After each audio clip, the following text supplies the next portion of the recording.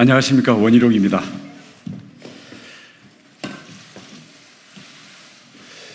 이러다가 다 죽습니다. 마지막 기회일지 모릅니다.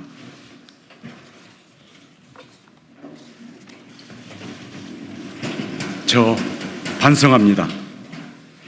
저와 당이 부족한 탓에 국민의 선택을 받지 못했습니다.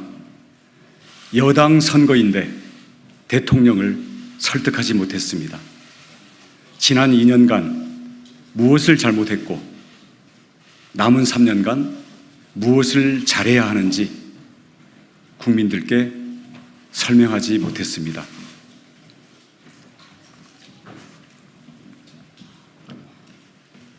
책임지겠습니다. 윤석열 정부는 우리 모두 함께 만든 정부입니다. 저는 경선의 경쟁자였지만 대선 공약을 책임졌고 경제부처 장관으로서 국정에 참여했습니다. 윤석열 정부가 성공해야 정권을 재창출할 수 있습니다. 무도한 세력에 맞서서 대한민국을 지켜낼 수 있습니다. 윤석열 정부의 성공, 제가 책임지겠습니다. 신뢰가 있어야 당정 관계를 바로 세울 수 있습니다. 저는 대통령과 신뢰가 있습니다. 당심과 민심을 대통령께 가감없이 전달하겠습니다. 이를 위해 레드팀을 만들겠습니다. 레드팀이 취합한 생생한 민심을 제가 직접 대통령께 전달하겠습니다. 그리고 그 결과를 국민들께 직접 보고드리겠습니다. 소통하겠습니다. 많이 듣겠습니다. 활발하게 소통하는 살아 숨쉬는 정당을 만들겠습니다. 민주당은 의석수를 무기로 국회의 오랜 전통과 관행을 짓밟고 있습니다. 야당의 폭주 정면 돌파하겠습니다. 협치는 하지만 무릎 꿇지 않겠습니다.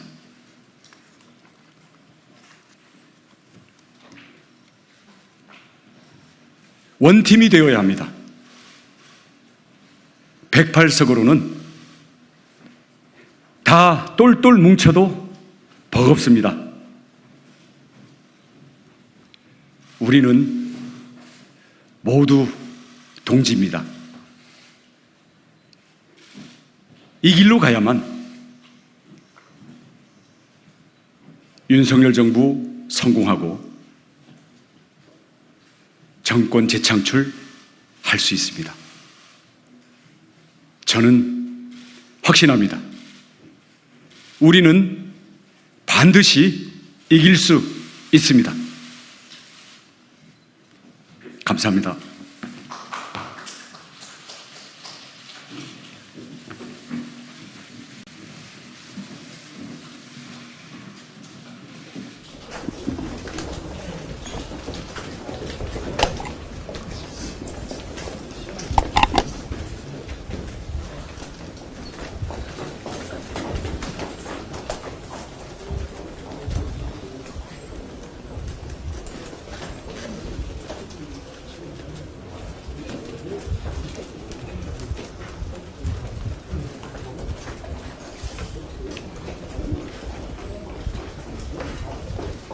뒤에 서 계시고 앉아 계시니까 저도 서서 하겠습니다. 방송의 문제.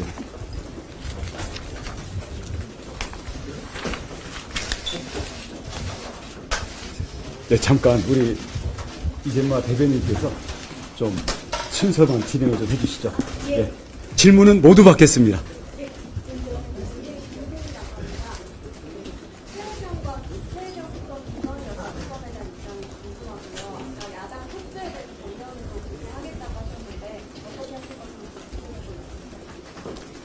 질문을 하나씩 해주시면 안 될까요?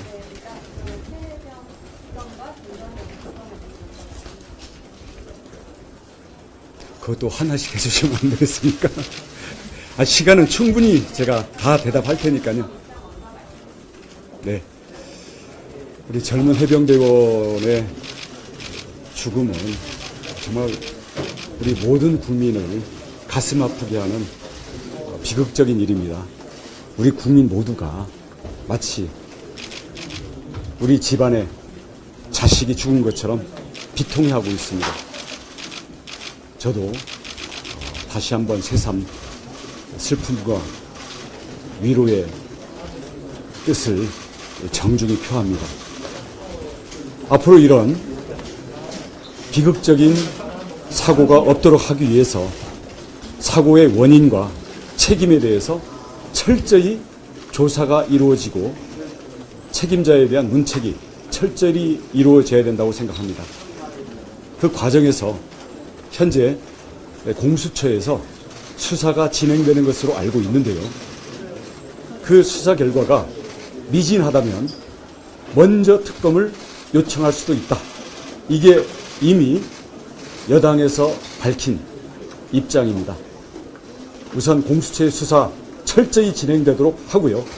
그게 진행된 결과를 보고 미진함이 있다면 그때 특검을 논의할 수 있다. 이게 저희 여당의 입장입니다. 네, 앞서 장관님은 이제 대통령과 신뢰가 있다고 강조를 하셨는데, 그럼 지금 나온 당대표 후보들 중에 신뢰가 없는 후보들도 있다고 봐도 되는 것인지? 저는 다른 후보 또는 의원들이 대통령과 어떤 관계인지 저는 잘 알지 못합니다. 사실 큰 관심도 없습니다. 저는 개인적인 관계보다도 여당이라면 사실 많은 어려운 문제들을 늘 부닥칠 수밖에 없고 그 과정에서 갈등도 있습니다만은 갈등을 풀어나가기 위해서는 상호 간에 충분한 대화와 서로의 존중과 이해 그리고 거기에서 설득을 통해서 해법을 찾아나갈 수 있는 그러한 노력과 능력이 필수적이라고 생각합니다. 참 어려운 일이죠. 그렇기 때문에 정치는 설득의 예술이고 정치에는 경험과 경륜이 필요한 거라고 생각합니다. 그러니까 그런 점에서 저는 대통령 선거 캠프에서 정책본부장 맡을 당시라든가 인수위 또는 국토교통부 장관으로서 일할 당시에도 당정 간에 또는 대통령과 견해가 다르거나 아니면 대통령께서 아직 동의하지 않는 그런 사안들을 가지고 숱하게 토론했던 그러한 경험을 가지고 있습니다. 그렇기 때문에 저는 앞으로 제가 맡아나간다면 대통령과의 그동안의 경험과 함께 논의를 해봤던 그간의 가정에 비춰서 신뢰가 있고 또 저의 25년의 정치 경험 그리고 한나라당의 가장 쓴소리를 앞장서서 했던 원조 소장파의 중심 인물로서 갈등을 충분히 해결해 나갈 수 있다. 그런 자신감이 있습니다.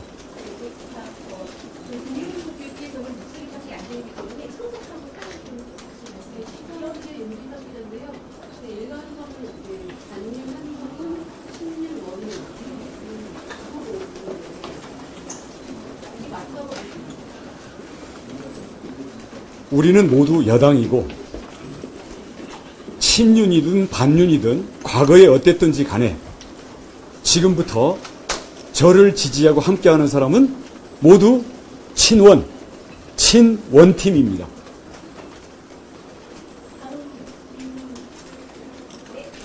김건희 주민입니다. 아까 말씀하신 김건희 특검법에 대한 입장 보시면 김건희 여사의 여러 가지 문제와 의혹들이 제기되어 있습니다.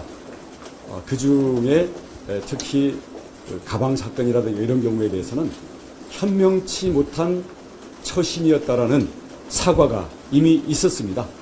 이게 지금 검찰에서 수사하고 있는 걸로 알고 있는데요. 수사의 결과에 따라서 대한민국 국민의 한 사람으로서 그에 따른 책임질 일이 있으면 책임을 지고 국민들의 의혹을 해소해야 된다고 생각합니다. 네, 저 하나만 더 다른 분야여가지고 하나만 더. 네, 네. 풍경의 심리적이라고 합니다. 만약에 당대표 되시면 지방선거나 대선거 도전 나가시는 지방선거는 2년 뒤고요. 대선은 3년 뒤인데요. 지금 우리 당의 상황을 보면 1년 뒤, 2년 뒤, 3년 뒤가 아니라 사실 몇 달 뒤도 불안한 상황입니다.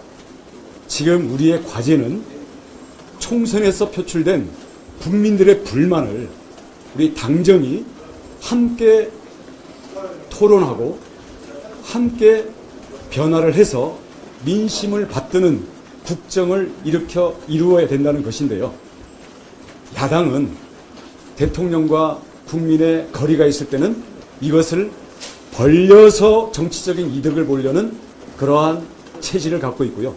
근데 여당은 이 틈을 좁혀서 국민과 대통령이 가까이, 그리고 당과 정이 한 팀이 돼서 국정 과제를 성공으로 이끌 수 있는 그런 방향으로 가는 게 저는 여당의 본분이라고 생각합니다. 이런 방향으로 당정 관계를 정상화하고 이에 대해서 국민들이 불안해하는 것을 먼저 해소해야 국민들의 불만을 해소할 수 있는 앞으로의 3년을 이끌어 나갈 수 있다. 즉, 당정 관계가 불안해서 싸우다가 내부에서부터 무너지는 불행한 결과가 올까봐 국민들이 불안해하는 그 불안감부터 해소를 해야 국민 불만을 해소하는 당정 단결과 국정의 성공적 수행을 할 수 있다라고 생각합니다. 이것을 해내는 것은 시작이 반이고 이게 한 달이 걸릴지 1년이 걸릴지 2년이 걸릴지 모르기 때문에 저는 당대표에 출마한 입장에서 여기에 대해서 모든 노력을 집중할 뿐입니다. 2년 뒤, 3년 뒤의 문제는 그때는 국민들께서 어떻게 불러주시냐에 따라서 생각할 문제입니다.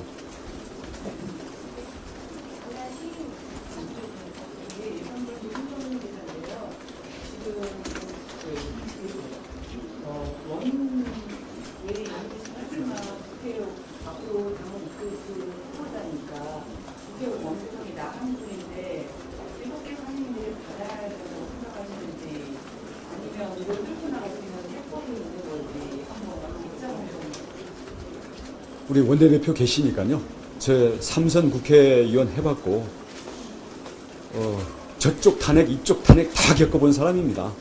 국회에서 일어날 수 있는 모든 경우의 수와 국회 선진화법까지 다 겪어봤기 때문에 우리 당내에 우리 중진 의원들 그리고 패기만만한 우리 초선 의원님들과 중지를 모아서 풀어나가겠습니다. 지금 바로 밝히기에는 때와 장소가 아니라고 생각합니다. 네.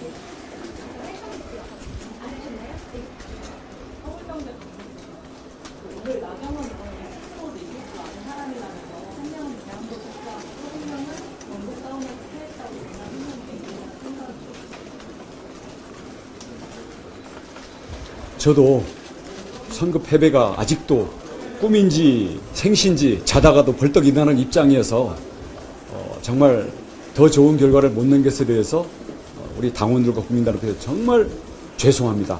제 힘이 부족해서 돌덩이를 못 치웠습니다마는 20년 또는 그 이상 한 번도 우리 당 계열에서 당선된 적이 없는 그런 제주도나 인천에 출마해 보시고서 얘기해 주셨으면 좋겠습니다.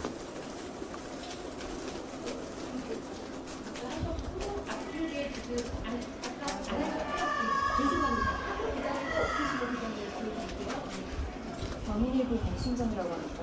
총선에서 표출된 국민의 불만을 완전히 함께 토론하고 변화하는 민심을 밝히는 기조 이렇게 말씀하셨는데요. 총선에서 표출된 국민의 불만을 뭐라고 얘기하십니까? 여러 가지가 있겠죠. 이 자리에서 그걸 뭐 일일이 얘기하기에는 부적절하고요. 우선 첫 번째로는 경제의 어려움, 그리고 그로 인한 생활의 불안, 이 국민들이 여기에 가장 힘들어하고 있다고 생각합니다.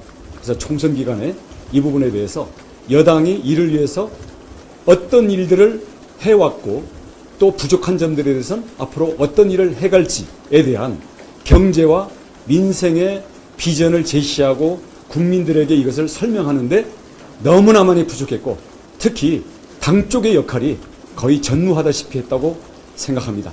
그러니까 이 점이 앞으로 개선이 돼야 될 거고요. 두 번째로는 정권 출범 이후에 국민들이 기대했던 공정의 가치가 퇴색된 것을 저희는 회복해야 된다고 생각합니다. 그래야만 지금 사법적 정의를 조롱하고 정치인들은 국민들의 사법적인 정의를 자기들은 피해간다라고 하는 이재명과 조국의 저 뻔뻔스러운 불공정을 우리가 심판해 나갈 수 있다고 생각합니다. 네, 군 관련해서 하나만 물어보겠습니다. 페넨마이크 손호윤호입니다.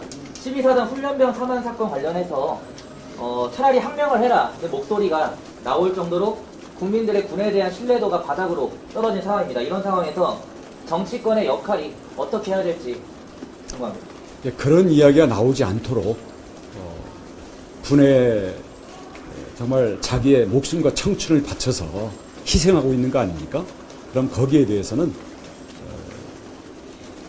정당한 그런 절차, 그리고 국민들의 존경, 그리고 희생에 대한 정말 최선의 보상, 이런 게 있어야만 앞으로 우리가 이어서 우리의 동생들과 우리 자녀들이 국가를 지키기 위해서 나설 거 아니겠습니까?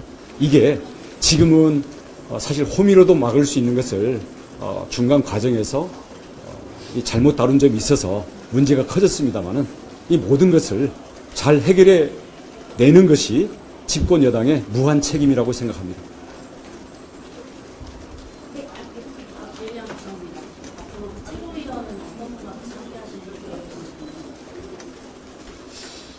최고위원들이 당의 의사결정의 가장 1차적인 논의의 상대이고 또 당정 관계도 가장 앞장설 분들이기 때문에 좋은 분들을 모시기 위해서 지금 많은 분들과 대화도 하고 권유도 하고 또 거꾸로 저희가 제안을 받고 있기도 합니다만은 내일 모레 등록일인데 아직 최종 결정된 바가 없어서 이건 구체적인 개인들과 연결된 일이기 때문에 제가 먼저 제 입으로 공개하기에는 부적절한 것 같습니다. 조금 기다려 주시면 결과가 나올 겁니다.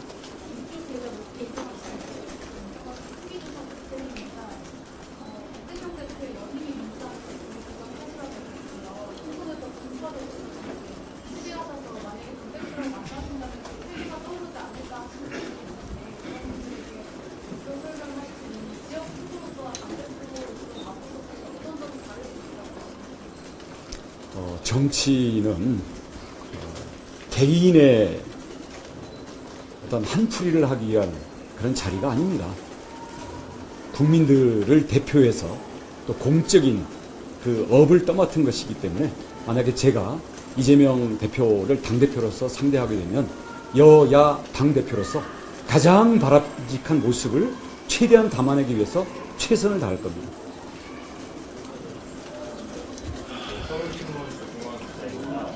아까 출마 선언문에서 팀을 작성하시겠다고 말씀드렸는데 대통령실의 제2특실 설치나 7월 방출과 지정이 죽음에 대한 하나의 사례가 될 수 있는지, 그리고 혹시 그게 아니라면 또 생각하신 부분이 있으신지. 그런 점들은 이미 약속했던 사항이기도 하지 않습니까? 그래서 이미 했던 약속을 안 지키고 있는 것에 대한 국민들의 따가운 그런 질책, 그것부터 해소해야 신뢰가 해소되고 국민과 대통령실의 거리가 좁혀질 수 있기 때문에 그런 것들이 레드팀의 최우선적 의제가 될 수 있다. 당연히 그 정도는 전제로 하고 말씀을 드리는 겁니다.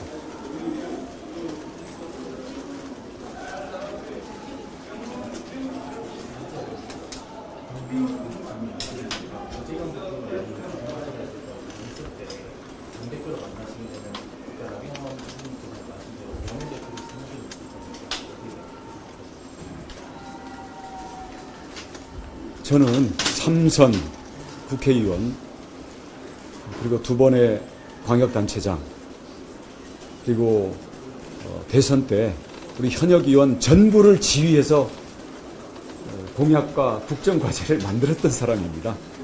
그리고 가장 규모가 큰 국토교통부 장관으로서 우리 국정과제를 국회의원들과 함께 가장 앞장서서 밀고 나갔던 입장이기 때문에 역할 분담을 통해서 오히려 원내만 치우칠 수 있는 그러한 당의 운영을 원내, 원외가 다시 원팀이 되고, 원내, 원외가 모두 대통령실과 정부를 통한 소통과 국정 참여를 최대화할 수 있도록 오히려 제가 더 넓게 아우르는 역할을 할 수 있다고 생각합니다.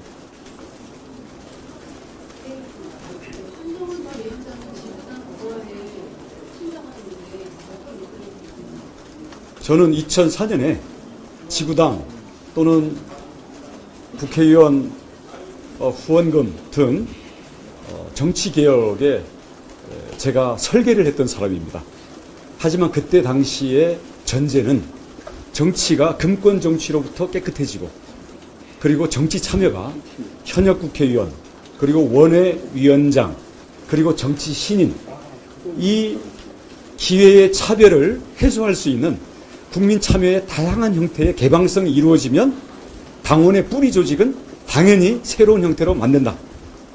그것은 뭐 블록체인 정당이 되든지 뭐 디지털 안팎의 정당이 되든지 이런 모델들이 있을 수 있기 때문에 저는 과거 형태의 지구당 부활은 반대하고요.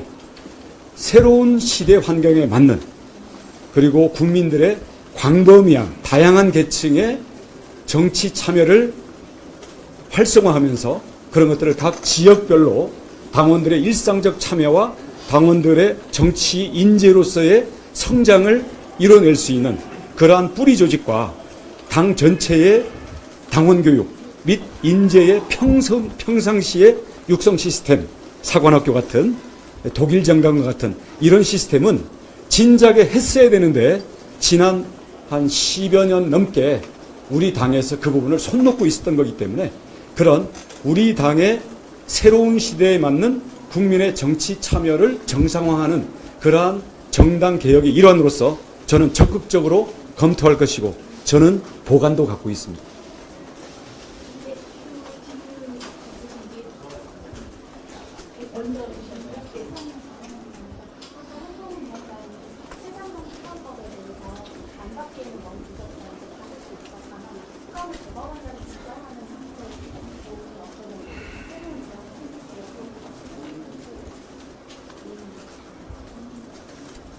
제가 이해하기로는 우리 국민의힘의 우리 현역 의원들이 지금 그에 대한 각각 한 표씩의 의결권을 갖고 있는 거 아닙니까? 저는 절대 다수가 우선 반대하고 있는 것으로 알고 있고요.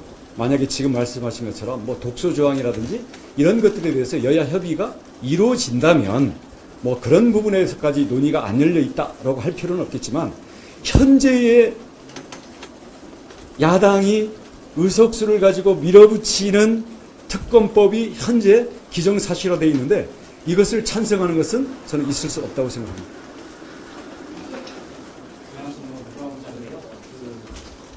출마하시기 전에 대통령 오신 걸로 알고 있는데 상대 출마 관련해서 좀 당신이 며칠이었나요? 엘살바도르 특사 보고차 용산에 다녀왔고요. 그래서 그동안의 여러 외교 활동 결과와 그 나라 대통령에 전하는 메시지 뭐 이런 부분들을 상세히 보고를 드렸고요. 그 과정에 아무튼 다른 주자들이 이미 다 다녀갔다라는 말씀을 하시더라고요. 그러면서 저는 나설 때가 아니라고 이미 언론에 나 있었기 때문에 그것은 화제에 오르지 않고 그 자리에서 끝났고요. 그 다음 날 제가 우리 동지들, 지난 대선 경선 때 우리 윤석열 대통령과 제가 경쟁자로 있을 때부터 저와 모든 정치적 논의를 함께했던 동지들과 정말 고뇌와 경론 끝에 팀장이 안 나서면 팀원들이 어떻게 앞으로 이걸 뚫고 나가겠느냐라는 그런 호소와 어떤 집단적인 결의 속에서 제가 주체적으로 결단을 했고요. 결단을 하자마자 대통령께는 전화로 구두보고를 드렸습니다.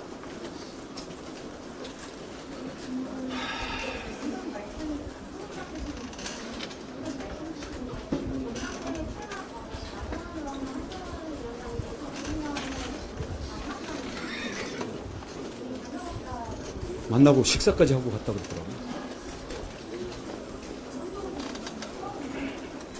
그날 당시로는 원래는 비서실장한테 전화를 했는데 대통령한테 직접 전화를 드리는 게 예의 아니냐. 그래서 전화를 했는데 잘해봐라 이러고 끊었다고 말씀을 하시더라고요. 네, 저 더백구 신상기 기자입니다. 아까 총선에서 당 쪽의 역할이 전무했다고 이렇게 말씀 주셨는데요. 어떻게 보면 총선 패배의 책임이 있는 한 전 위원장의 출마에 대해서 좀 어떻게 보고 계신지 궁금합니다. 정책 제시를 못했던 것은 사실 저부터 해당이 됩니다.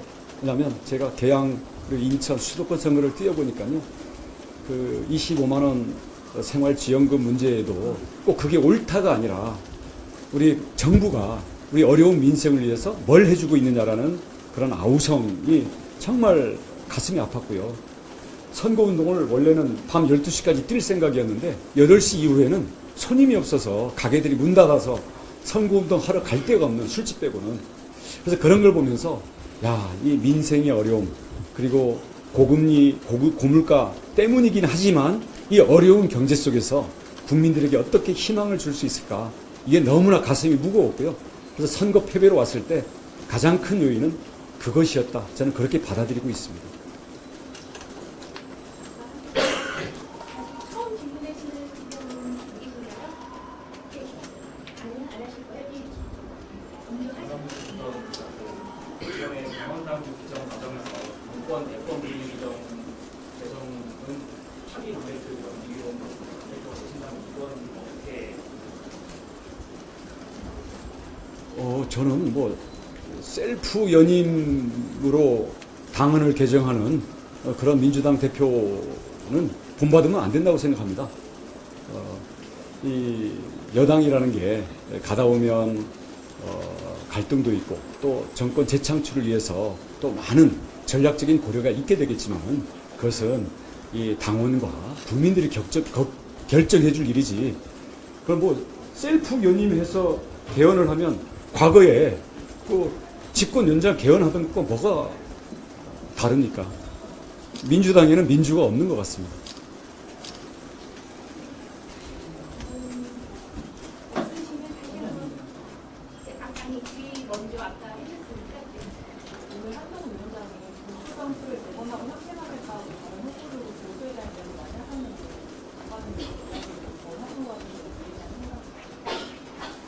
그런 일반적인 토론은 앞으로 하시자고요. 오늘 너무 많지 않습니까? 꼭지가? 앞으로 거의 매일 뵙다시피 할 테니까 그거에 초점을 맞출 때 제가 답변을 하겠습니다. 딱 질문 2개만 더 드릴까요? 아니요, 무제한 받는데, 예. 얼마든지.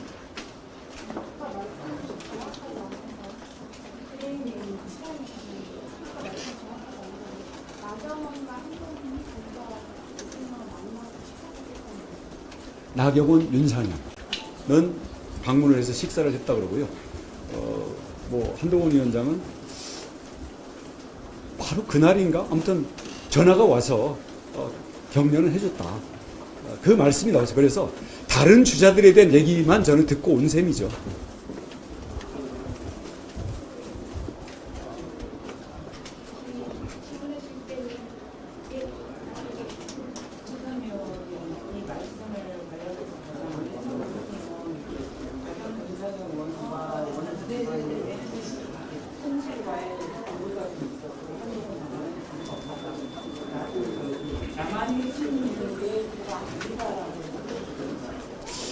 그렇다기보다는 식사 초청을 했는데 안 간 거 아닌가요? 그날 저녁에 그전에는 안 나가실 것으로 알고 있었는데 그 저녁에 통지를 받아서 열심히 하셨다라고 그걸 이해해 주실 수 있나요? 아니죠. 그거는 별개죠. 왜냐하면 엘살바도르 특사를 보고하고 다른 주자들에 대한 그 이야기는 용산 가서 듣고 온 건 사실이고요. 뭐 제가 거짓말 할 수는 없으니까. 다음 이제 당대표 출마는 날짜가 얼마 안 남았기 때문에 우리 그 의원들의 미팅이, 긴급 미팅이 소집이 되어 있었습니다. 그래서 그날 밤 또 아침 일을 거치면서 제가 결단을 내리게 된 거죠.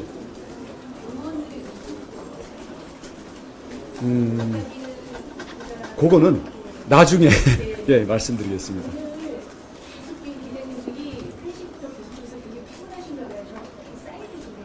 그러니까. 네. 아니, 앞으로 자주 뵙겠고요. 그 궁금하신 부분에 대해서는 저는 늘 성실하게 하겠습니다. 제 신조 중에 하나가 이 언론은 첫 번째 유권자라고 생각을 합니다. 그리고 언론은 설사 내가 불편하더라도 민심의 거울이라고 생각하기 때문에 그런 차원에서 제가 우리 당원들과 유권자들을 그 만나는 그 이상의 마음으로 여러분들 만나고 또 여러분들의 질문에 진정성 있게 답하겠습니다. 그리고 설사 정 대답 못하는 거는 말 못한다 할지언정 거짓말은 안 하겠습니다. 네. 오늘 이 정도 하시죠? 네. 앞으로 자주 뵙겠습니다.